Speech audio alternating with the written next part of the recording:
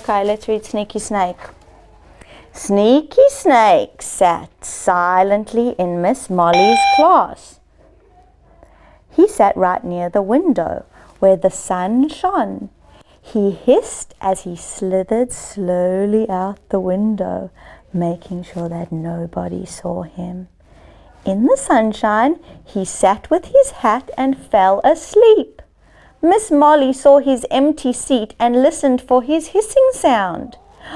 She spotted Sneaky Snake snoozing in the schoolyard, and she sent him straight back to class. Sneaky Snake makes a hissing sound when he sleeps. What sound does he make? Tell me, what sound does he make? Good job.